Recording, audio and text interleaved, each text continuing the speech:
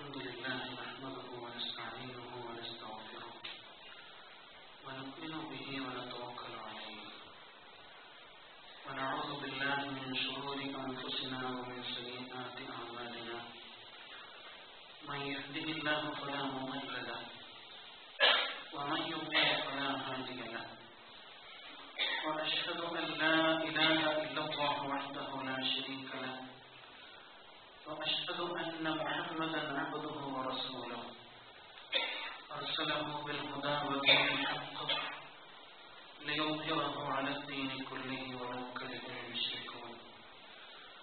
اللهم صل على محمد وعلى آل محمد كما صليت على إبراهيم وعلى آل إبراهيم وبارك على محمد وعلى آل محمد كما باركت على إبراهيم وعلى آل إبراهيم في العالمين إنك حميد مجيد. أما بعد فإن خير الحديث كلام الله وخير الهدي هدي محمد صلى الله عليه وسلم وشر الأمور محدثاتها وكل محدثة بدعة وكل بدعة ضلالة. أيها الإخوان والأخوات، أوصيكم وإياي أولا بتقوى الله. إن أريد إلا الإصلاح ما استطعت وما توفيقي إلا بالله عليه توكلت وإليه أنيب. قال الله تعالى في القرآن المجيد: أعوذ بالله من الشيطان الرجيم. بسم الله الرحمن الرحيم. من عمل صالحا من ذكر أو أنثى وهو مؤمن فلنحيينه حياة طيبة ولنجزينهم أجرهم بأحسن ما كانوا يعملون. صدق الله العظيم.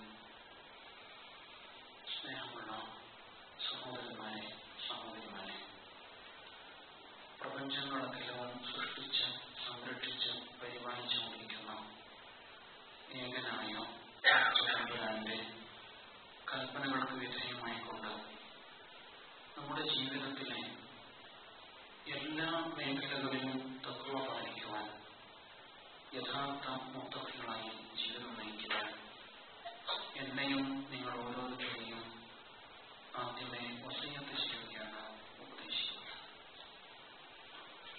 നമ്മുടെ ഇഹപര ജീവിത വിജയം തഖ്വാബോധവുമായി മാത്രം ബന്ധപ്പെട്ട് നിൽക്കുന്നു. അല്ലാഹു സുബ്ഹാനഹു വ തആല അവന്റെ മുത്തഖികളായ അടിമകളിൽ ഉൾപ്പെടുത്തി നമ്മെ അനുഗ്രഹിക്കുമാറാകട്ടെ. മനുഷ്യ ആരംഭം മുതൽ മനുഷ്യൻ ഏറ്റവും കൂടുതൽ ചിന്തിച്ച വിഷയം എന്തായിരിക്കും? ലോകത്ത് ഒരുപാട് പ്രസ്ഥാനങ്ങൾ ഉണ്ടായിട്ടുണ്ട്. ആ പ്രസ്ഥാനങ്ങളെല്ലാം തങ്ങളുടെ ലക്ഷ്യമായി കണ്ടത് എന്തായിരിക്കും? ലോകത്ത് പല ഘട്ടങ്ങളിലായി ഒരുപാട് സംഘടനകൾ നടന്നിട്ടുണ്ട്. ആ സംഘടനകളുടെ ഉദ്ദേശങ്ങൾ എന്തായിരുന്നു? ഈ ചോദ്യങ്ങൾക്ക് നമുക്ക് ലഭിക്കുന്ന മറുപടി ഒന്ന് മാത്രമാണ്. ഈ ലോകത്തെ ഭൗതിക വിഭവങ്ങൾ അവ എങ്ങനെ സംഭരിക്കണം, സമ്പാദിക്കണം, അവ എങ്ങനെ പങ്കുവെക്കണം, വിതരണം ചെയ്യണം, ഈ വിഷയത്തെക്കുറിച്ചാണ് മനുഷ്യൻ ലോകത്ത് ഏറ്റവും കൂടുതൽ ചിന്തിച്ചതും ചിന്തിച്ചുകൊണ്ടിരിക്കുന്നത്. ലോകത്ത് മനുഷ്യർ പല ഘട്ടങ്ങളിൽ സംഘടിച്ചത്, പ്രസ്ഥാനങ്ങൾ രൂപപ്പെടുത്തിയത് ഭൗതിക വിഭവങ്ങളുടെ പങ്കുവെപ്പ് എങ്ങനെയാവണം എന്നുള്ളതാണ്. എനിക്കോ നിനക്കോ എന്ന് തീരുമാനിക്കാം. ലോകത്ത് ഏറ്റവും സംഘടനകൾ നടന്നതും ഇതേ വിഷയത്തിൽ തന്നെയാണ്. വിഭവങ്ങൾ ആ വിഭവങ്ങൾ എങ്ങനെ മറ്റുള്ളവന്റേത് തനിക്ക് ചൂഷണം ചെയ്ത് കൈവശപ്പെടുത്താം എന്നതിന് വേണ്ടിയുള്ള നിരന്തരമായ സംഘടനകൾ ഇപ്പോഴും നടന്നുകൊണ്ടേയിരിക്കുക. ഒരുപക്ഷെ ആദ്യ കൊലപാതകം കാബീൽ ഹാബീലിനെ ആണല്ലോ. അത് സംഭവിച്ചതും ഈ ഉദ്ദേശത്തിൽ തന്നെയല്ലേ ആയിരിക്കണം. ഹാബീലിന്റെ കൈവശമുള്ളത് അന്യായമായി കൈവശപ്പെടുത്തുവാൻ വേണ്ടി, തട്ടിപ്പറിക്കുവാൻ വേണ്ടി ആയിരുന്നു സ്വന്തം സഹോദരനെ കൊലപ്പെടുത്തിയത് എന്നാണ് കാണാൻ കഴിയുക.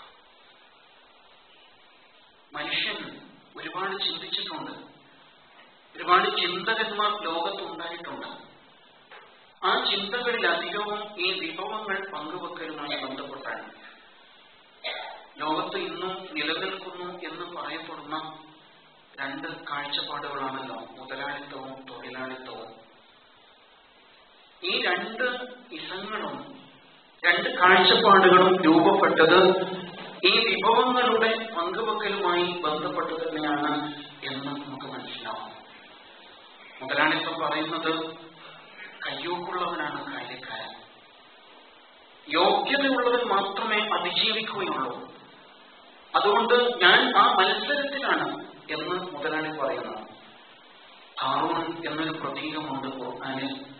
ഇസ്രായേൽ സമുദായത്തിൽപ്പെട്ട മുതലാളി അയാൾ പറഞ്ഞല്ലോ, ഇന്നമാ ഊതീതുഹു അലാ ഇൽമിൻ ഇൻദി, എനിക്ക് ലഭിച്ച വിഭവങ്ങൾ എന്റെ അറിവിനാൽ, എന്റെ അധ്വാനത്താൽ, എന്റെ സാമർഥ്യത്താൽ ഞാൻ നേടിയെടുത്തതാണ്. അതിൽ മറ്റുള്ളവർ എന്തിനാണ് അംഗീകരിക്കണം? ഇങ്ങനെ മുതലാളിത്തത്തെ ഹാറൂൻ കൃത്യമായിട്ട് നിർവചിച്ചത് നമുക്ക് കാണാം. അത് വിഭവം എങ്ങനെയെങ്കിലും ചൂഷണം ചെയ്ത് കൈവശപ്പെടുത്താനുള്ള ഒരു ഫോർമുലയാണ്. ഇതിന്റെ മറുവശമാണ് തൊഴിലാളിത്തം ലോകത്തിന് പരിചയപ്പെടുത്തിയത്. അവർ ഒന്നാമതായി മനുഷ്യ സമൂഹത്തെ വർഗീകരിക്കുകയാണ് ചെയ്തത്, ഉള്ളവരും ഇല്ലാത്തവരും. അങ്ങനെ രണ്ട് വർഗങ്ങളായിട്ട് മനുഷ്യരെ മാറ്റി നിർത്തിയിട്ട്, വേർതിരിച്ച് നിർത്തിയിട്ട് തമ്മിലടിപ്പിക്കുക എന്ന സിദ്ധാന്തം വർഗ സംഘട്ടനത്തിന്റെ സിദ്ധാന്തമാണ് അവർ പഠിപ്പിച്ചത്. അങ്ങനെ ഉള്ളവനും ഇല്ലാത്തവനും, മുതലാളിയും തൊഴിലാളിയും ലോകത്തുണ്ടായി എന്ന് നമുക്ക് കാണാൻ കഴിയും. എന്താണ് ഈ വിഭവ സമാഹരണത്തിലും വിഭവങ്ങളുടെ വിതരണത്തിലും ഇസ്ലാമിന്റെ കാഴ്ചപ്പാട്? അത് നാം പഠിച്ചറിയേണ്ട ഒരു കാര്യമാണ്. പലപ്പോഴും തൊഴിലിനെ കുറിച്ചും തൊഴിലാളിത്തത്തെ കുറിച്ചുമൊക്കെ പറയുമ്പോൾ അതിൽ ഇസ്ലാമിലെന്ത് കാര്യം? ഇസ്ലാം കേവലം ഒരു മതമല്ലേ? ചില ആത്മീയ ആചാരങ്ങളും അനുഷ്ഠാനങ്ങളുമായി കഴിയുന്ന മതം എന്നാണ് മുസ്ലിം സമുദായം പോലും ധരിച്ചു വച്ചിരിക്കുന്നത്. അതുകൊണ്ട് തൊഴിലാളിക്ക് തൊഴിലാളിയുടെ അവകാശം നേടിയെടുക്കാൻ കഴിയണമെങ്കിൽ നമ്മുടെ നാട്ടിലെ ഭൗതിക പ്രസ്ഥാനങ്ങളെ ആശ്രയിച്ചേ തീരൂ എന്ന് മുസ്ലിം സമുദായം പോലും ധരിച്ചു വച്ചിരിക്കുന്നു. അങ്ങനെയാണ് ഒരേ സമയത്ത് മുസ്ലിം സമുദായത്തിൽപ്പെട്ടവനും അതേ സമയത്ത് തന്നെ ദൈവനിരാസത്തിലൂന്നിയ, മതനിരാസത്തിലൂന്നിയ കാഴ്ചപ്പാടുകളിലും മുസൽമാൻ ചെന്നപ്പെടുന്നത്. അതൊരു വൈരുദ്ധ്യമാണ്. യഥാർത്ഥത്തിൽ ഇസ്ലാമിന് ഒന്നും പറയാനില്ലേ? തൊഴിലാളി വർഗത്തിന്റെ അവകാശത്തെക്കുറിച്ച് പറഞ്ഞു തുടങ്ങുന്നത്, അല്ലെങ്കിൽ നാം കേട്ടു തുടങ്ങുന്നത് അന്ന് 1886 അമേരിക്കയിലെ ഷിക്കാഗോയിൽ നടന്ന തൊഴിലാളി വർഗത്തിന്റെ പ്രക്ഷോഭം മുതൽക്കാണ്. അങ്ങനെയാണ് ഇന്ന് മെയ്ദിനം തൊഴിലാളി ദിനമായി ആചരിക്കപ്പെടുന്നത്. ലോകത്ത് 64 രാഷ്ട്രങ്ങളിൽ ഇന്ന് ഒഴിവു ദിനമാണ്. അങ്ങനെ അവർ തീരുമാനിച്ചിരിക്കുന്നു. കാരണം അന്ന് രക്തം ചിന്തിയ സമര സഖാക്കളുടെ സ്മരണം അയവിറക്കിക്കൊണ്ട് തൊഴിലാളികളുടെ അവകാശത്തെക്കുറിച്ചുള്ള കൃത്യമായ അവബോധം സമൂഹത്തിൽ സൃഷ്ടിക്കുവാൻ വേണ്ടിയാണ് ഈ ദിനം അവർ ഉപയോഗപ്പെടുത്തുന്നത്. എന്നാൽ ഈ സംഭവം നടന്ന അമേരിക്കയുണ്ടല്ലോ, അമേരിക്കയിൽ ഇന്ന് തൊഴിലാളി ദിനം ഇല്ല. അമേരിക്ക മെയ് ദിനം ആചരിക്കുന്നത് ലോ ആൻഡ് ലോയൽറ്റി ഡേ എന്ന പേരിലാണ്. നിയമ നടത്തിപ്പിന്റെ, നിയമത്തെ അനുസരിക്കുന്നതിന്റെ ദിനം എന്ന അർത്ഥത്തിൽ. കാരണം അവർ മുതലാളിത്ത ജീവിയിലാണ്. മണിക്കൂർ ജോലി, 8 മണിക്കൂർ വിശ്രമം, 8 മണിക്കൂർ ഉറക്കം എന്ന ഒരു കാഴ്ചപ്പാടിലേക്ക് തൊഴിലാളിയുടെ അവകാശത്തെക്കുറിച്ച് പറഞ്ഞു വെച്ചത് അവരാണ് എന്ന് നമുക്ക് കാണാൻ കഴിയും. സുന്ദരമായ മുദ്രാവാക്യങ്ങളുണ്ടായി. സർവ്വരാജ്യ തൊഴിലാളികളെ സംഘടിക്കൂ, അവകാശബോധമുള്ളവരാകും, നഷ്ടപ്പെടുവാനൊന്നുമില്ലേ കൈവില്ലാതെ, നേടാനുള്ളത് പുതിയൊരു ലോകം നമ്മൾ നയിക്കുന്നു. ഇങ്ങനെയൊക്കെ കേൾക്കുമ്പോൾ ഈ വിഷയത്തിൽ ഇസ്ലാം ഇടപെടുന്നുണ്ടോ ഇല്ലയോ എന്ന് സ്വാഭാവികമായും നമുക്ക് സംശയമുണ്ടാകുന്നു. ഇസ്ലാമിൽ ഇതിലൊക്കെ എന്ത് കാര്യം? നമുക്ക് പരലോകത്തെ കുറിച്ച് മാത്രം പറയാൻ കഴിയും. അതല്ലെങ്കിൽ നമുക്ക് ഒരുപാട് കർമ്മശാസ്ത്ര പ്രശ്നങ്ങളുണ്ടല്ലോ. തമ്മിലടിക്കുവാനും തർക്കിക്കുവാനും സംവാദങ്ങൾ നടത്തുവാനും അതിൽ അഭിരമിച്ചാൽ പോരെ എന്നാണ് സമുദായം പലപ്പോഴും ആലോചിക്കുന്നത്. അതുകൊണ്ട് തന്നെയാണ് മുസ്ലിം സമുദായത്തിലെ അംഗങ്ങൾ പലപ്പോഴും ഭൗതിക പ്രസ്ഥാനങ്ങളിലേക്ക് ഇജറ പോകുന്നത്.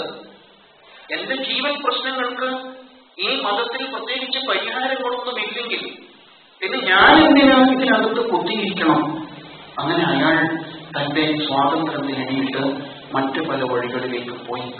അങ്ങനെയുള്ളവരെ നമ്മൾ കാഫർ എന്ന് വിളിച്ചു, സമുദായത്തിൽ നിന്നും പുറത്തു നിർത്താൻ ശ്രമിച്ചു. ഈ രണ്ട് അവസ്ഥകൾ, ഒരു വിഭാഗം സമുദായത്തിനകത്തെ ചില പരിമിതമായ പ്രശ്നങ്ങളിൽ ഒതുങ്ങിക്കൂടിയിട്ട് ആചാരാനുഷ്ഠാനങ്ങളെക്കുറിച്ചും കർമ്മശാസ്ത്ര ഭിന്നതകളെക്കുറിച്ചും ഉള്ള തർക്കങ്ങളിൽ ഏർപ്പെടുകയാണ്. മറ്റൊരു വിഭാഗം കൊള്ളുന്ന ജീവിത യാഥാർത്ഥ്യങ്ങൾ കയറിയിട്ട് എന്റെ വിശപ്പിന് എവിടെയാണ് പരിഹാരം കിട്ടുക എന്ന് തേടി പുറത്തേക്ക് ചാടി രക്ഷപ്പെട്ടിരിക്കുന്നു. യഥാർത്ഥത്തിൽ എന്താണ് ഇസ്ലാം? ഇസ്ലാമിന് ഈ വിഷയത്തിൽ വല്ല കാഴ്ചപ്പാടുമുണ്ടോ? ഇസ്ലാം അധ്വാനിക്കുന്ന അടിസ്ഥാന വർഗത്തിന്റെ കൂടെ നിൽക്കുന്നുണ്ടോ ഇല്ലയോ? പലരും കരുതുന്നത് ഇസ്ലാം മുതലാളിത്ത ചേരിയിലാണ് എന്നാണ്. ഇസ്ലാമിന് തൊഴിലാളികളുമായി ബന്ധപ്പെട്ട് പ്രത്യേകിച്ച് നിലപാടുകളൊന്നുമില്ല എന്ന് പോലും കരുതി പോകുന്നു. കാരണം അങ്ങനൊരു വീക്ഷണം ഇസ്ലാമിനുണ്ടെന്ന് നാം തിരിച്ചറിഞ്ഞിട്ടില്ല, നാം സമൂഹവുമായിട്ട് പങ്കുവച്ചിട്ടുമില്ല എന്നുള്ളതാണ്. അങ്ങനെ ഒരു അവകാശ ബോധത്തെക്കുറിച്ച്, അവകാശ സമരത്തെക്കുറിച്ച് നാം വല്ലതും പറയാറുണ്ടോ? ഒന്നും പറയാറില്ല. അവിടെയാണ് നാം പരാജയപ്പെട്ടു പോകുന്നത്. നാം മനസ്സിലാക്കേണ്ടത്, അടിസ്ഥാനപരമായി തിരിച്ചറിയേണ്ടത്, ഇസ്ലാം വർഗ സംഘടനത്തെ അംഗീകരിക്കുന്നില്ല എന്നതാണ്. മനുഷ്യരെ പല കക്ഷികളാക്കി മാറ്റിയിട്ട് സംഘടനകളിൽ ഏർപ്പെടുത്തുക എന്ന രീതി ഇസ്ലാം ഉൾക്കൊള്ളുന്നില്ല. ഇസ്ലാമിൽ ഒറ്റ വർഗമേ ഉള്ളൂ, അത് മനുഷ്യവർഗമാണ്. ഇന്ന ഹാദിഹി ഉമ്മത്തുക്കും ഉമ്മത്തും വാഹിദ, നിശ്ചയം നിങ്ങളുടെ ഈ സമൂഹമുണ്ടല്ലോ അത് ഒരു ഏക സമൂഹമാകുന്നു. നിങ്ങൾ ഒരാണിൽ നിന്നും പെണ്ണിൽ നിന്നും അത്രേ എന്ന മനുഷ്യവർഗം മാത്രമേ ഇസ്ലാമിന്റെ മുമ്പിൽ ഉള്ളൂ എന്ന് ഒന്നാമതായിട്ട് നാം അംഗീകരിക്കണം. രണ്ടാമത്തേത്, ഈ ജീവിതത്തിൽ നാം അനുഭവിച്ചുകൊണ്ടിരിക്കുന്ന വിഭവങ്ങൾ, ഈ വിഭവങ്ങളുടെ യഥാർത്ഥ ഉടമാവകാശം അല്ലാഹുവിന് മാത്രമാണ് എന്ന് നാം അംഗീകരിക്കണം. പ്രപഞ്ചനാഥനായ അല്ലാഹുവിനാണ് ഈ ലോകത്തെ സകല വിഭവങ്ങളുടെയും ഉടമാവകാശം. നമുക്കല്ല, മുതലാളിക്കല്ല, തൊഴിലാളിക്കുമല്ല. അതാരും മറ്റുള്ളവരുടെ നിന്ന് തട്ടിപ്പറിച്ച് കൈവശപ്പെടുത്തേണ്ടതല്ല എന്നർത്ഥം. മറിച്ച് അല്ലാഹുവാണ് പരമാധികാരി, ലഹുൽ മുൽക്ക്, അവനാണ് ആധിപത്യം. സകല വിഭവങ്ങളുടെയും ഉടമാവകാശം അല്ലാഹുവിലാകുന്നു എന്നത് അടിസ്ഥാനപരമായ ഒരു നിലപാടാണ്. ഈ വിഭവങ്ങൾ നമ്മുടെ കൈകളിൽ വന്നു ചേർന്നിട്ടുണ്ട്. ചിലർക്ക് കൂടുതൽ കിട്ടി, ചിലർക്ക് കുറച്ച് കിട്ടി. എന്താ കാരണം? അതിന്റെ ഉത്തരം നാം പരീക്ഷിക്കപ്പെടാൻ വേണ്ടിയാണ് എന്നതാണ്. ഉള്ളവൻ പരീക്ഷിക്കപ്പെടുന്നു, തനിക്ക് ലഭിച്ചത് എങ്ങനെ ഉപയോഗപ്പെടുത്തുന്നു. ഇല്ലാത്തവൻ പരീക്ഷിക്കപ്പെടുന്നു, അയാൾ എങ്ങനെയാണ് ഈ വിഭവങ്ങൾ സമ്പാദിക്കുന്നത്. ഈ അർത്ഥത്തിൽ എല്ലാവരും ഈ വിഭവങ്ങൾ കൊണ്ട് ഉള്ള അവസ്ഥയിലും ഇല്ലാത്ത അവസ്ഥയിലും പരീക്ഷിക്കപ്പെട്ടുകൊണ്ടേയിരിക്കുകയാണ്. ഉള്ളവരും ഇല്ലാത്തവരും ശത്രുക്കളല്ല. ഒരാളുടെ കയ്യിൽ സമ്പത്ത് വന്നു ചേരുന്നത് അല്ലാഹുവിന്റെ നിശ്ചയം അനുസരിച്ചാണ്. എന്നാൽ ആ വിഭവം അയാള് ഇല്ലാത്തവന് നൽകുവാൻ ബാധ്യസ്ഥനാണ്. അത് ഇസ്ലാം കൃത്യമായ വഴികൾ നിർണയിച്ചു കൊടുത്തിട്ടുണ്ട്. സ്വതക്കയുണ്ട്, സക്കാത്തുണ്ട്, ഫിദിയയുണ്ട്, വസിയ്യത്തുണ്ട്, വഖഫുണ്ട്, അനന്തരാവകാശ നിയമങ്ങളുണ്ട്. ഇങ്ങനെ വ്യത്യസ്തമായ തലങ്ങളിലൂടെ ഉള്ളവനിൽ നിന്നും ഇല്ലാത്തവനിലേക്ക് സമ്പത്ത് ഒഴുകിക്കൊണ്ടിരിക്കേണ്ടതുണ്ട് എന്ന് അല്ലാഹു സുബ്ഹാനഹു വ തആല നിശ്ചയിച്ചിരിക്കുന്നു. ഈ വിഭവങ്ങൾ നമുക്ക് പങ്കുവെക്കാനുള്ളതാണ്. ഇസ്ലാം വിശുദ്ധ ഖുർആൻ നിരന്തരം അദ്ൽ എന്ന വാക്ക് ഉപയോഗിക്കുന്നുണ്ട്. നീതി, നീതിബോധം സമൂഹത്തിൽ ഉണ്ടാവണം, നീതി നടപ്പിലാവണം. അതേപോലെ മറ്റൊരു വാക്കാണ് ഖിസ്ത് എന്നത്. അതും ഇതേ ഉദ്ദേശത്തിലുള്ള അല്പം ആശയ വ്യത്യാസമുള്ള ഒരു പ്രയോഗമാണ്. കൂനൂ ഖവ്വാമീന ബിൽ ഖിസ്തി ശുഹദാഅ ലില്ലാഹ്, നിങ്ങൾ നീതിയുടെ വാഹകരായിക്കൊണ്ട് അല്ലാഹുവിന്റെ സാക്ഷികളാവുക. അല്ലാഹുവിന്റെ സാക്ഷികളായിക്കൊണ്ട് നിങ്ങൾ നീതിയുടെ വാഹകരാവുക. ഇങ്ങനെ അല്ലാഹു സുബ്ഹാനഹു വ തആല പടച്ചവനുമായി ബന്ധിപ്പിച്ചുകൊണ്ട് നീതി നടപ്പാക്കണം എന്ന് വളരെ ശക്തമായിട്ട് നമ്മെ ഉണർത്തുന്നത് കാണാം. ഇതൊക്കെയാണ് ഇസ്ലാം മുന്നോട്ട് വെക്കുന്ന ഈ ഭൗതിക വിഭവങ്ങളുടെ പങ്കുവെക്കലുമായി ബന്ധപ്പെട്ടുള്ള കാഴ്ചപ്പാടുകൾ. ഇന്ന് തൊഴിൽ എന്ന് പറയുന്നത് തികച്ചും ഭൗതികവൽക്കരിക്കപ്പെട്ടിരിക്കുന്നു.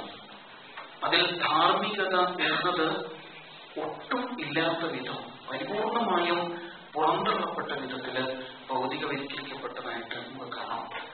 തൊഴിലിന് ഭൗതികന്മാർ നൽകുന്ന ഒരു വ്യാഖ്യാനമുണ്ട്. എന്താണത്? സാധനങ്ങളും സേവനവും ഉൽപ്പാദിപ്പിക്കുക എന്നതാണ്. സേവനത്തെ ഉൽപ്പാദിപ്പിക്കുകയാണ്, സാധനങ്ങൾ ഉൽപ്പാദിപ്പിക്കും പോലെ തന്നെ. എന്ന് പറഞ്ഞാൽ തികച്ചും ഒരു ഫാക്ടറി തലത്തിൽ ഒരു യന്ത്രത്തെ പോലെ മനുഷ്യൻ പെരുമാറുക എന്നതാണ് തൊഴിൽ എന്ന് പറയുന്നത്. അവിടെ നന്മ തിന്മ വ്യത്യാസങ്ങളില്ല. തൊഴിൽ എന്ന് പറയുമ്പോൾ എന്തും ഉൽപ്പാദിപ്പിക്കാം. നമ്മുടെ രാജ്യത്ത് നമുക്കറിയാം, മദ്യം ഉൽപ്പാദിപ്പിക്കപ്പെടുകയാണ്, ലഹരി വസ്തുക്കൾ ഉൽപ്പാദിപ്പിക്കപ്പെടുകയാണ്. എന്നിട്ട് നമ്മുടെ ഭരണകൂടം തന്നെ അതിന് നിയന്ത്രണം ഏർപ്പെടുത്താൻ ശ്രമിക്കുന്നു. ചിലപ്പോൾ ചിലർ നിരോധിക്കാൻ പോവുകയാണ് എന്നൊക്കെ നമ്മൾ ബോധിപ്പിക്കാൻ ശ്രമിക്കും. അതല്ലേ, നിരോധിക്കണമെന്ന് പറയുമ്പോൾ ചെത്തു തൊഴിലാളിയുടെ പ്രശ്നം പറഞ്ഞ് മറ്റൊരു വിഭാഗം രംഗത്ത് വരും. കാരണം ഇത് ഉൽപാദനമാണ്. ഇവിടെ നന്മ തിന്മകളുടെ വിവേചനമില്ല. മനുഷ്യർക്ക് ഉപകാരമാണോ ഉപദ്രവമാണോ എന്നൊന്നും ആലോചിക്കേണ്ടതില്ല. ഉൽപാദനത്തിന് തടസ്സം സംഭവിക്കരുത് എന്നുള്ളതാണ്. അതേപോലെ മറ്റൊന്ന്, എല്ലാ വരുമാന മാർഗങ്ങളും നമ്മുടെ ലോകത്ത് തൊഴിലായിട്ട് നിശ്ചയിക്കപ്പെട്ടിരിക്കുന്നു. അങ്ങനെയാണല്ലോ ലൈംഗിക തൊഴിലാളി. നമ്മൾ ഈ അടുത്ത കാലത്ത് പത്രങ്ങൾ ഉപയോഗിച്ച് തുടങ്ങിയ വാക്കാണ് സെക്സ് വർക്കേഴ്സ്. അവർക്കുമുണ്ട് അവകാശങ്ങൾ. അവരുടെ ജോലിക്ക് സ്ഥിരത ലഭിക്കണം, സുരക്ഷിതത്വം ലഭിക്കണം എന്ന് പറഞ്ഞുകൊണ്ടുള്ള സമരങ്ങൾ നമ്മുടെ നാട്ടിൽ നടന്നുകൊണ്ടിരിക്കുന്നത്. ആലോചിച്ച് നോക്കൂ. അവിടെയാണ് സദാചാരത്തിനോ ധാർമ്മികതയ്ക്കോ ഒട്ടും ഇടമില്ലാത്ത തൊഴിൽ സങ്കല്പം, കേവലം ഭൗതികവൽക്കരിക്കപ്പെട്ട ഒരു കാഴ്ചപ്പാടിലേക്ക് തൊഴിൽ മേഖല വഴിമാറിക്കൊണ്ടിരിക്കുന്നു. നമുക്ക് സംഭവിച്ച ഗുരുതരമായ അബദ്ധമല്ലേ? ഇവിടെ ഇസ്ലാമിനൊന്നും പറയാനില്ലേ? തീർച്ചയായും പറയാനുണ്ട്. നാം ആണ് അത് സമൂഹ മധ്യത്തിൽ അവതരിപ്പിക്കേണ്ടത് എന്നുള്ളതാണ്.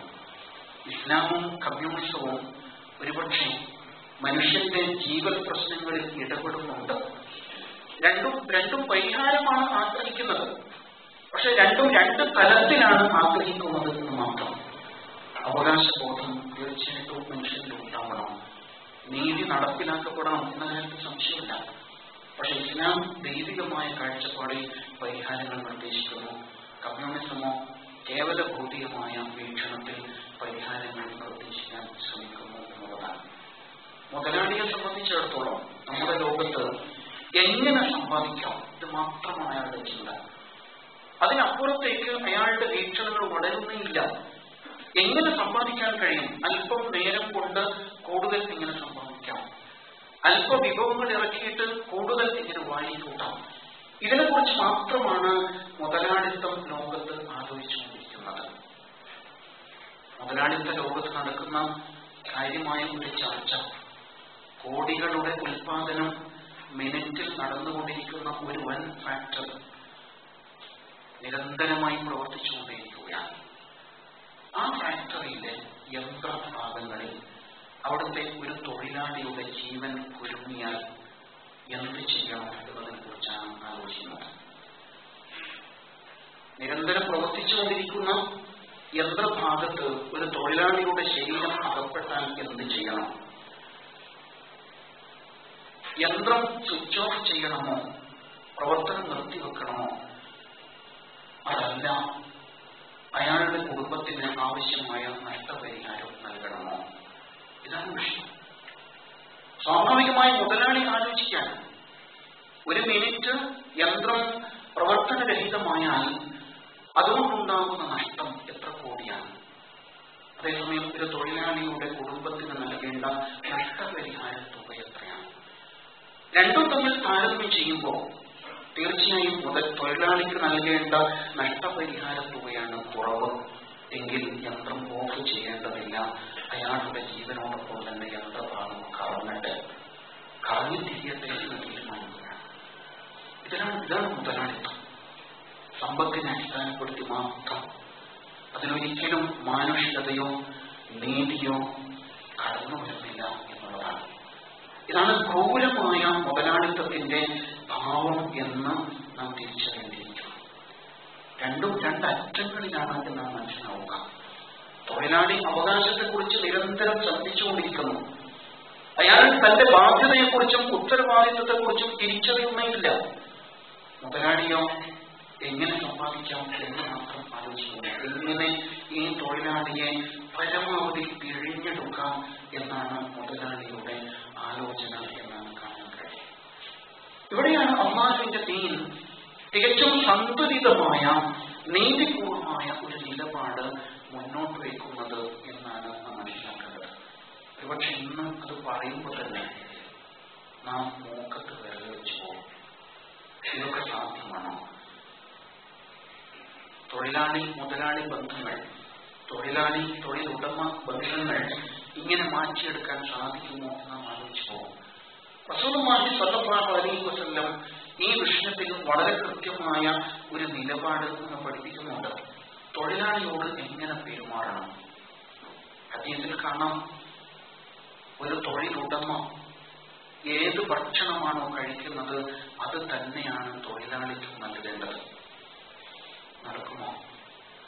തൊഴിലുടമ ഏത് വസ്ത്രമാണോ ധരിക്കുന്നത് അതേ വസ്ത്രം തന്നെയാണ് തൊഴിലുടമ തൊഴിലാളിക്ക് നൽകേണ്ടത്. അപ്പോൾ പിന്നെ തൊഴിലാളി മുതലാളി തമ്മിലെന്താ വ്യത്യാസം? ഒരു വ്യത്യാസമില്ല. ഇങ്ങനെയൊരു സാഹചര്യം സാധ്യമാണോ എന്ന് ആലോചിച്ച് നോക്കും. തൊഴിലാളിയെ ഒരു കാരണവശാലും അമിതമായി ജോലി ചെയ്യിക്കരുത്. അയാൾക്ക് വഹിക്കാൻ കഴിയാത്ത ഭാരം ഏൽപ്പിക്കുമ്പോൾ തൊഴിലുടമയും അയാളെ തൊഴിലിൽ സഹായിക്കണം. ഹദീസാണ്, മലയാളം മാത്രം പറഞ്ഞു പോവുകയാണ്. ഇതാണ് ഇസ്ലാമിന്റെ തൊഴിലുടമ തൊഴിലാളി ബന്ധത്തിന്റെ അടിത്തറ എന്ന് പറയുന്നത്. കാരണം രണ്ടുപേരും സ്വർഗം ആഗ്രഹിക്കുന്നവരാണ്. രണ്ടുപേരും സമൂഹത്തിൽ നന്മ ആഗ്രഹിക്കുന്നവരാണ്. അല്ലാഹു നൽകിയ വിഭവങ്ങൾ പരസ്പരം പങ്കുവെക്കുന്നവരാണ്. അല്ലാതെ അവർക്കിടയിൽ വർഗ വിവേചനം ഒരിക്കലും ഇസ്ലാം അനുവദിക്കുന്നില്ല. നമ്മൾ ആലോചിച്ച് നോക്കൂ. പണ്ട് തൊഴിലാളികൾ നമ്മൾ വീട്ടിൽ തന്നെ ഭക്ഷണം വിളമ്പിയിരുന്നു. ഇപ്പോഴാ കാലമൊക്കെ മാറിയില്ലേ? എവിടെയെങ്കിലും പുറത്ത് ഹോട്ടൽ എവിടെയെങ്കിലും പോയിട്ട് കഴിച്ചോട്ടെ എന്ന് പറയും. അല്ലെങ്കിൽ ജോലി കോൺട്രാക്റ്റായിട്ട് നൽകുകയാണെങ്കിൽ ഭക്ഷണം ഒഴിച്ച് ഭക്ഷണം അയാൾ വേറെ കഴിച്ചോളണം എന്ന നിലക്കാണ് നമ്മുടെ കോൺട്രാക്ട് വ്യവസ്ഥകൾ. അത് ആത്മബന്ധത്തിന് ഏറെ ഉലച്ചിൽ തട്ടിയിട്ടില്ലേ എന്ന് ഓർത്തു നോക്കും. തീർച്ചയായും ഉണ്ട്. വളരെ പ്രാഥമികമായ ഒരു കാര്യമാണ്. താൻ തിന്നുന്നത് തൊഴിലാളിക്കും നൽകുക, താൻ കൊടുക്കുന്നത് തന്റെ സഹോദരനും നൽകുക, അയാൾ ഒരു മനുഷ്യനായിട്ട് പരിഗണിക്കുക. ഒരിക്കലും ഒരു യന്ത്രമോ യന്ത്രഭാഗമോ ആയിട്ട് കരുതാതിരിക്കുക എന്നത് വളരെ അടിസ്ഥാനപരമായ ഒരു കാഴ്ചപ്പാടാണ്. അങ്ങനെ വരുമ്പോഴാണ് ആത്മബന്ധം സുദൃഢമാകുന്നത്. മനുഷ്യനായി പരിഗണിക്കുക എന്നത് ഏറ്റവും പ്രധാനമാണ്. ഏറ്റവും നല്ല പ്രൊഡക്ഷന്, നല്ല ഉൽപാദനത്തിന്, നല്ല സേവനത്തിന് അത് തന്നെയാണ് എന്നും പരിഹാരം. കേവലമായ വരണ്ട നിയമങ്ങൾക്കും വ്യവസ്ഥകൾക്കും അപ്പുറത്ത് ആത്മബന്ധത്തിന്റെ തലത്തിലുള്ള സമീപന രീതിയാണ് പരിഹാരം. അനുഭവം തന്റെ അനുഭവം പങ്കുവെക്കുന്നുണ്ട്. റസൂൽ സല്ലല്ലാഹു അലൈഹി വസല്ലമയുടെ വീട്ടില് ഒരു സഹായിയായി അല്ലെങ്കിൽ പരിചാരകനായിട്ട് അനസ് റളിയല്ലാഹു അൻഹു കഴിഞ്ഞുകൂടിയിട്ടുണ്ട്. ഒരിക്കലും അത് ശമ്പളം പറ്റിയിട്ടല്ല. അനസ് റളിയല്ലാഹു അൻഹുവിന്റെ ഉമ്മ ആ കുട്ടിയെ റസൂലുള്ളാഹിന്റെ വീട്ടിലേക്ക് പറഞ്ഞേക്കുകയാണ് സംസ്കാരം പഠിക്കാൻ. അനസ് റളിയല്ലാഹു അൻഹു 10 വർഷത്തെ സേവനത്തിന് ശേഷം അത് വിലയിരുത്തി പറയുന്നു, ഖദിംതു നബിയ സല്ലല്ലാഹു അലൈഹി വസല്ലം 10 സിനീൻ, 10 വർഷം ഞാൻ റസൂലുള്ളാഹിനെ സേവിച്ചു. വമാ യഖൂലു ലീ ഉഫ്ഫി, എന്നോട് ഒരിക്കലും റസൂലുള്ളാഹി മച്ചേ എന്ന് പറഞ്ഞില്ല. അലാ ലിമ സനഅത വലാ അലാ സനഅത, നീ എന്തിന് ഇങ്ങനെ ചെയ്തു, നിനക്ക് അങ്ങനെ ചെയ്യാമായിരുന്നില്ലേ? ഇങ്ങനെ ഒരിക്കലും റസൂൽ സല്ലല്ലാഹു അലൈഹി വസല്ലം എന്നോട് പറഞ്ഞിട്ടില്ല, എന്നോട് പറയേണ്ടി വന്നിട്ടില്ല എന്നും മനസ്സിലാക്കാം. എങ്ങനെയായിരിക്കും അത്രയും നല്ല ഒരു ബന്ധത്തിൽ രണ്ടുപേരും മുന്നോട്ട് പോയത്? അവിടെയാണ് ഈ ആത്മബന്ധത്തിന്റെ പൊരുൾ നമുക്ക് തിരിച്ചറിയാൻ കഴിയുക.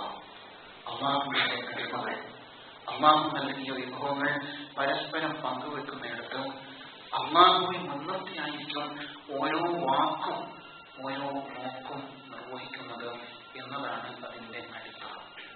ഇസ്ലാമിലെ നീതിബോധത്തെ കുറിച്ച് പറയുമ്പോഴും നാം അതിശയിച്ചു പോകും. ഈ നീതി സാധ്യമാണോ എന്ന് ആലോചിക്കണം. കാരണം ഇന്ന് തൊഴിലിടങ്ങളെ പലതരത്തിൽ നാം വേർതിരിച്ചിട്ടുണ്ട്. ശാരീരികമായ സേവനം ഒന്ന് വേറെ, ബുദ്ധിപരമായ സേവനം വേറെ, സാങ്കേതിക സേവനം വേറെ, ഇങ്ങനെയൊക്കെയാണ്.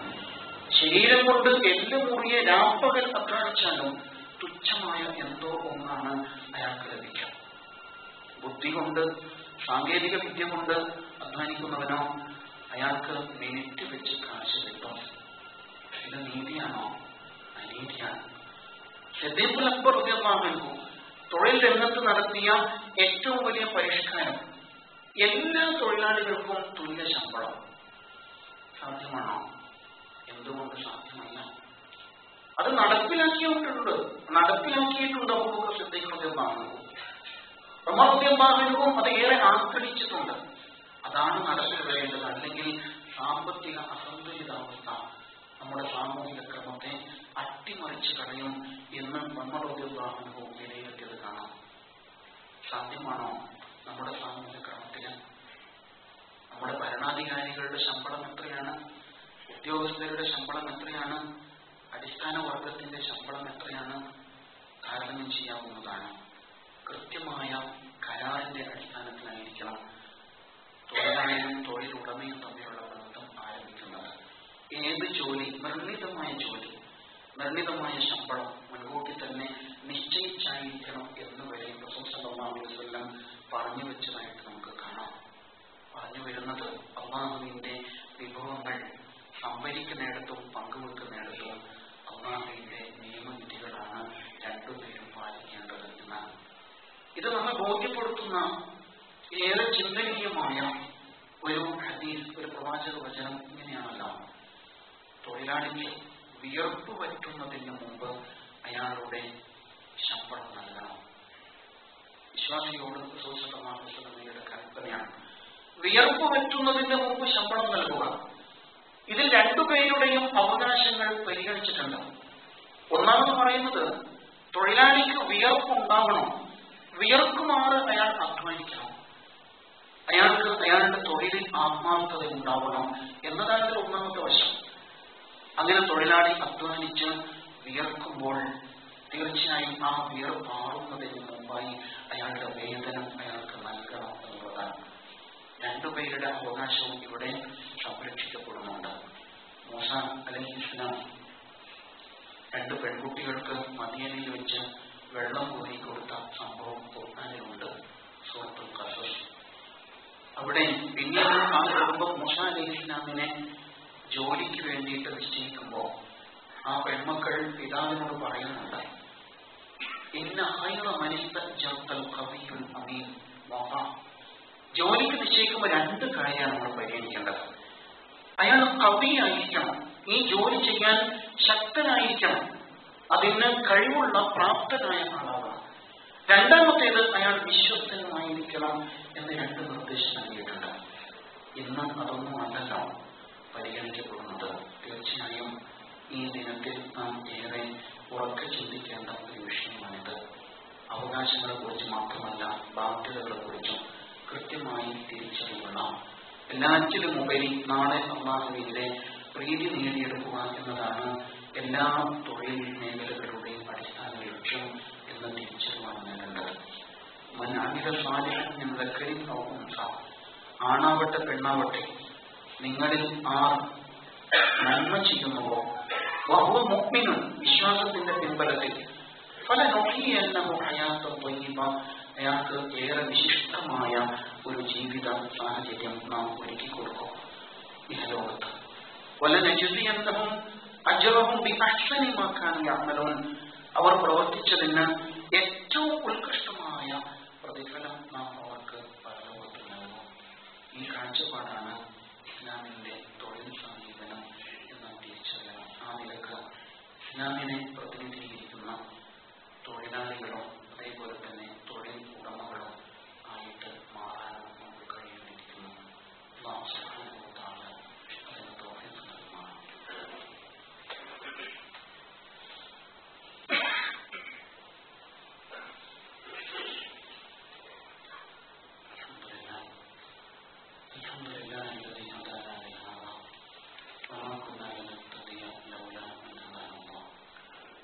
اللهم صل على محمد وعلى آله وصحبه أجمعين. يا أيها الذين آمنوا اتقوا الله حق تقاته ولا تموتن إلا وأنتم مسلمون. وقال تعالى: إذا زلزلت الأرض زلزالها وأخرجت الأرض أثقالها وقال الإنسان ما لها. അല്ലാഹുവിന്റെ നിയമവിധികൾ പാലിച്ചുകൊണ്ട് ജീവിതം ഒരിക്കൽ കൂടി വസിയത്ത് ചെയ്യുകയാണ്. കഴിഞ്ഞ ശനിയാഴ്ച മുതൽ ലോകം തണുത്തുറഞ്ഞ ഹിമാലയൻ താഴ്വാരത്ത് നടന്ന ആ ഭൂകമ്പത്തെക്കുറിച്ചുള്ള ഓർമ്മകളിൽ വിറങ്ങലിച്ചു നിൽക്കുകയാണ്. അല്ലാഹു സുബ്ഹാനഹു വ തആല അവന്റെ തീരുമാനങ്ങൾ നടപ്പിലാക്കിക്കൊണ്ടിരിക്കുന്നു എന്ന് പറയാൻ കഴിയും. ഖുർആൻ, ഇസ്ലാം ഇതിനെ വിലയിരുത്തുന്നത് ദൈവിക വിധി എന്ന കാഴ്ചപ്പാടിലാണ്. ഭൂമിയിൽ അല്ലെങ്കിൽ നിങ്ങളുടെ ജീവിതത്തിൽ സംഭവിക്കുന്ന ഏത് മുസീബത്തും അത് സംഭവിക്കുന്നതിന് മുമ്പ് തന്നെ നാം വ്യക്തമായ ഒരു രേഖയിൽ രേഖപ്പെടുത്തി വച്ചിട്ടുണ്ട്. അത് അല്ലാഹുവിന് ഏറെ എളുപ്പമായ കാര്യമാണ്. എന്തിനാണ് ഇങ്ങനെ സംഭവിക്കുന്നത്, ഇങ്ങനെ രേഖപ്പെടുത്തിയിട്ടുണ്ടെന്ന് പറയുന്നത്? അലാമാഫാത്തക്കും, നിങ്ങൾക്ക് സംഭവിച്ച നഷ്ടത്തിൽ നിങ്ങൾ നിരാശരാകാതിരിക്കുവാൻ, വലസഫ്രഹും, നിങ്ങൾക്ക് ലഭിച്ച വിഭവങ്ങളിൽ അമിതമായി സന്തോഷിക്കാതിരിക്കുവാനും ഇങ്ങനെ രണ്ട് പ്രയോഗങ്ങൾ കൂടി സൂറത്തുൽ ഹദീദിൽ അല്ലാഹു സുബ്ഹാനഹു വ തആല പറഞ്ഞു വെച്ചതായിട്ട് കാണാം. ഒരുപാട് തരത്തിലുള്ള വിശകലനങ്ങൾ നടക്കുന്നു. പ്രകൃതി വിരുദ്ധമായ നിലപാടിൽ കെട്ടിടങ്ങൾ പടുത്തുയർത്തിയത്, അതുപോലെ വലിയ ജനസംഖ്യ അവിടെ ഒരുമിച്ച് ചേർന്നത്, ഇങ്ങനെ പല കാരണങ്ങളും പറയപ്പെടുന്നുണ്ട്. യഥാർത്ഥത്തിൽ അതിനൊക്കെ അപ്പുറം അല്ലാഹുവിന്റെ ഒരു ഇടപെടൽ എന്നാണ് നാം ഇന്ന് കാണേണ്ടത്. പല പാഠങ്ങളും ഇത് തീർച്ചയായും നമുക്ക് നൽകുന്നു. എത്രയെത്ര അരുവികളും ആരാമങ്ങളും സുന്ദരമായ ഉദ്യാനങ്ങളും കൃഷിയിടങ്ങളുമാണ് നിങ്ങൾ വിട്ടേച്ചു പോയി കളഞ്ഞത്. ഇങ്ങനെയൊരു ചോദ്യമുണ്ട് ഖുർആനിൽ. എല്ലാം വിട്ടുപോയേ പറ്റുള്ളൂ, ഇന്നല്ലെങ്കിൽ നാളെ. എത്ര വ്യവസ്ഥാപിതം എന്ന് നമുക്ക് ജീവിതത്തെക്കുറിച്ച് തോന്നിയാലോ, അല്ലാഹു തആല നിശ്ചയിച്ചാൽ എല്ലാം തകിടം മറിയാൻ ഒരു നിമിഷം മാത്രം മതി. ലോകത്തെ ആകർഷിക്കുന്ന സുന്ദരമായ ഒരു ടൂറിസ്റ്റ് കേന്ദ്രമാണത്രേ നേപ്പാൾ. പക്ഷെ അവിടമാണ് പെട്ടെന്ന് ശ്മശാന ഭൂവായി മാറിപ്പോയത്. 10,000-ഓളം ആളുകൾ മരണപ്പെട്ടു. അത്രയും ആളുകൾക്ക് പരിക്കേറ്റു. 80 ലക്ഷം ആളുകൾ പ്രത്യക്ഷമായും പരോക്ഷമായും ഈ ഭൂകമ്പത്തിന്റെ കെടുതി അനുഭവിച്ചുകൊണ്ടിരിക്കുന്നു. 10 ലക്ഷം മക്കൾ തെരുവിൽ കിടന്ന് പ്രയാസം അനുഭവിക്കുകയാണ്. കാരണം വീട്ടിലോട്ട് കയറാൻ സാധ്യമല്ല, വീടുകൾ ഇല്ല, ഉണ്ടെങ്കിൽ തന്നെ ഭയമാണ്. അങ്ങനെ വൃത്തിഹീനമായ പശ്ചാത്തലത്തിൽ യുനിസെഫ് ഭയം പങ്കുവെക്കുന്നു.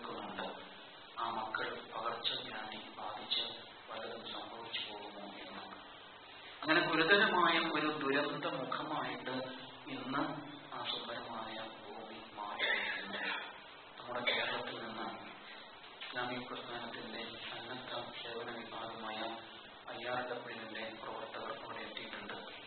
കരളലിയിപ്പിക്കുന്ന വാർത്തകളാണ്. മുഖങ്ങൾ തിരിച്ചറിയാൻ കഴിയുന്നില്ല. മഴയും ആലിപ്പഴ വർഷവും തുറന്നുകൊണ്ടേയിരിക്കുന്നു. പല മുഖങ്ങളും അഴുകിപ്പോയിരിക്കുന്നു. തിരിച്ചറിയാൻ ബന്ധുക്കൾക്ക് കഴിയുന്നില്ല. മറമാടുവാൻ മാർഗങ്ങളില്ല. ഇങ്ങനെ വല്ലാത്ത ഒരു പ്രതിസന്ധി അഭിമുഖീകരിച്ചുകൊണ്ടിരിക്കുന്നതാണ്. അത്യാധുനിക ദുരന്ത നിവാരണ സംവിധാനങ്ങൾക്കിടയിലാണ് ഈ ലോകത്തെ വളരെ ശക്തമായ രാജ്യങ്ങൾ പോലും പകച്ചു നിൽക്കുന്നത്. ഇന്ത്യയും ചൈനയും ഒക്കെ രംഗത്തുണ്ട്. എന്നാലും ഇവിടെയും കാര്യങ്ങൾ എത്തുന്നില്ല എന്നാണ് ലഭിക്കുന്ന വിവരം. തീർച്ചയായും വലിയ പാഠങ്ങൾ ഈ സംഭവത്തിൽ നമുക്കുണ്ട്. മലയാളികളായ 2 ഡോക്ടർമാരും മരണപ്പെട്ടതായിട്ട് ഉള്ള വിവരം നാം അറിഞ്ഞു. തീർച്ചയായും നമ്മളാൽ കഴിയും വിധം ഈ ദുരന്തത്തോട് നാം പ്രതികരിക്കേണ്ടതുണ്ട്. അഥവാ നമ്മുടെ സഹോദരങ്ങൾക്ക് പുനരധിവാസത്തിന് വേണ്ട സംവിധാനങ്ങൾ ഒരുക്കുവാൻ നമ്മളാൽ കഴിയും വിധം ഫണ്ട് നൽകാൻ നമുക്ക് കഴിയേണ്ടതുണ്ട്. ഇന്നലെയും ഇന്നുമായിട്ട് പത്രങ്ങളിൽ അതിന്റെ പരസ്യം വന്നത് നമ്മൾ ശ്രദ്ധിച്ചിരിക്കും. ഇന്ന് നമ്മുടെ പള്ളിയിൽ അവർക്ക് വേണ്ടിയിട്ടുള്ള കലക്ഷൻ നടക്കുന്നുണ്ട്. അതിൽ പരമാവധി നമ്മൾ പങ്കാളികളാവണം. നമ്മളെപ്പോലെ തന്നെ സ്വപ്നങ്ങളുള്ള 10,000ങ്ങൾ ഇപ്പോ റോഡിലൂടെ അലഞ്ഞു നടക്കാനത്രേ. സമനില തെറ്റിപ്പോയിരിക്കുന്ന മനുഷ്യന്റെ ഇതിനെന്ത് പറ്റിപ്പോയി എന്ന് മനുഷ്യൻ അസ്വസ്ഥപ്പെടുന്ന ഒരവസ്ഥയിലേക്കാണ് ആ നാട് മാറിയിരിക്കുന്നത്. അവർ പറയാൻ സമനില തെറ്റിയ ആളുകൾ ഇങ്ങനെ അലക്ഷ്യമായിട്ട് നടന്നു പോകുന്ന കാഴ്ച എത്രയെങ്കിലും ആ ദുരന്ത ഭൂമിയിൽ ഇപ്പോൾ കാണാം. ഖിയാമത്തിന്റെ ചെറിയ പതിപ്പ് എന്ന നിലക്ക് തന്നെ ഈ സംഭവത്തെ കാണാനും ആത്മവിചാരം നടത്താനും അള്ളാഹുവിലേക്ക് മടങ്ങാനും നാം തീരുമാനിക്കണം. ഈ ഫണ്ട് കളക്ഷനിൽ എല്ലാവരും സഹകരിക്കണം എന്ന് പ്രത്യേകമായി ഓർത്തുക. അല്ലാഹു സുബ്ഹാനഹു വ തആല എല്ലാ ദുരന്തങ്ങളിൽ നിന്നും നമ്മെ കാത്തുരക്ഷിക്കുമാറാകട്ടെ. പടച്ചവനെ, നീ നൽകിയ അനുഭവങ്ങൾ നന്മയുടെ മാർഗത്തിൽ വിനിയോഗിക്കുവാൻ ഞങ്ങൾക്ക് നീ തൗഫീഖ് നൽകണമേ. പടച്ചവനെ, തൊഴിലിടങ്ങളും തൊഴിലാളിയും തൊഴിലുടമയും എല്ലാം